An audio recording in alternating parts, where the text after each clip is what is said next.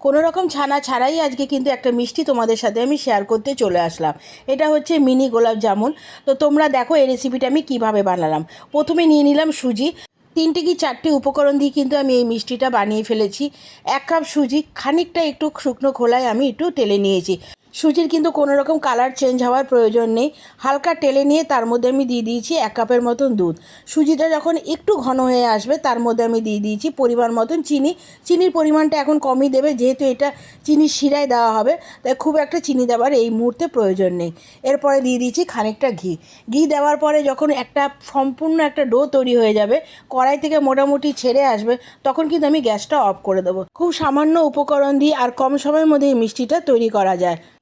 এরপরে সুজির ডোটা একটা থালার মধ্যে ঢেলে তার মধ্যে খানিকটা আমুল দুধ দিয়ে ভালো মতন মেখে নেব। বেশ হাত দিয়ে ভালো মতন মেখে চটকে নিতে হবে, যাতে দুধটার সাথে সুজিটা ভালো মতন মিশে যায়। এবার ওটা যখন মেশানো হয়ে যাবে, এই সময়ও আমি দিয়ে দেবো 1 চামচের মতন ঘি। দেখবে একটা সুন্দর স্মুথ একটা ডো তৈরি হয়ে গেছে। তো তোমরা দেখতেই পাচ্ছ আমি কিভাবে একটা ডো তৈরি করে নিলাম। তোমরা কিন্তু ভালো মতন এটাকে মেখে নেবে। মেখে নেওয়ার পরে একদম ছোট ছোট আকারে গোলাপ জামুনের মতন তৈরি করে নেবে। তো তোমরা তৈরি করে বাড়িতে রাখতে পারো, যে কোনো অনুষ্ঠান বা অতিথি আপ্যায়নের জন্য কিন্তু একটা উপযুক্ত মিষ্টি। কম খরচে অল্প উপকরণ দিয়ে চট জলদি তৈরি করে ফেলা যায়। তো দেখো, এরকম নিত্য নতুন রেসিপি কিন্তু আমি তোমাদের সাথে শেয়ার করব। ভালো লাগলে কিন্তু ফলো দিয়ে অবশ্যই আমার পাশে থেকো। আর আমার চ্যানেল মানেই হচ্ছে নিত্য নতুন রেসিপি। তো তোমরা অবশ্যই কিন্তু আমার পাশে থেকো। আর ভালো লাগলে একটা লাইক, কমেন্টস আর এটা বন্ধুদের সাথে শেয়ার করে দিও। এরপরে হাতে সামান্য একটু ঘি মেখে আমি ছোট ছোট বলের আকারে তৈরি করে গোলাপ জামুন তৈরি করে নিয়েছি। এবার এটা করতে করতে কিন্তু আমার আরেকটা কাজ সেরে নিতে হবে। একদিকে আমি কড়াইতে সামান্য জল দিয়ে, মানে 1 কাপের মতন জল নিয়েছি এবং তার মধ্যে 1 কাপের মতন চিনি দিয়ে একটা পাতলা শিরা তৈরি করে নিয়েছি। শিরাটা কিন্তু খুব একটা ঘন তৈরি করবে না। এদিকে কিন্তু আমার গোলাপ জামুনটাও তৈরি হয়ে গেছে। দেখতে পাচ্ছ আমি কত ছোট ছোট করে তৈরি করে নিয়েছি। এদিকে দেখো কড়াইতে জলটাও কিন্তু মোটামুটি ফুটে আসছে। এর মধ্যে আমি মাপ মতন 1 কাপের মতন চিনি দিয়ে দিয়েছি।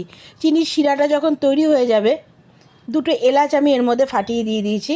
আর অন্যদিকে একটা কড়াই বসিয়ে তার মধ্যে দেখো তেল দিয়ে, এবার তেলের মধ্যে আমি গোলাপ জামুনগুলো একটু লাল লাল করে ভেজে তুলে নেব।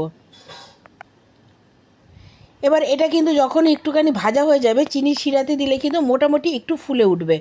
তো রেসিপিটা তোমাদের কেমন লাগলো অবশ্যই কিন্তু আমাকে কমেন্টস করে জানাবে। ভালো লাগলে তো তোমরা জানোই, একটা লাইক, কমেন্টস আর এটা বন্ধুদের সাথে শেয়ার করে দিও। আর তোমরা যদি রেসিপিটা ফেসবুক থেকে দেখে থাকো তাহলে ফলো দিয়ে আমার পাশে থেকো। আর যদি ইউটিউব থেকে দেখে থাকো তাহলে কিন্তু অবশ্যই আমার চ্যানেলটা সাবস্ক্রাইব করে দিয়ে বেল বাটনটা টিপে দিও, যাতে এরকম নিত্য নতুন রেসিপির নোটিফিকেশান সবার আগে তোমাদের কাছে পৌঁছে যায়। এবার দেখো তেলে ভাজা হয়ে যাওয়ার পরে কিন্তু আমি এই গোলাপ জামুনগুলো তুলে শিরার মধ্যে দিয়ে দিয়েছি। শিরাটা কিন্তু অলরেডি ফুটছিল, তো আমি গ্যাসটা অফ করে দিলাম।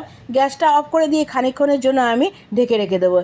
তো তৈরি হয়ে গেল রসালো মিনি গোলাপ জামুন। কেমন লাগলো অবশ্যই কিন্তু আমাকে কমেন্টস করে জানাবে। আবার আসবো, এখনের জন্য টাটা।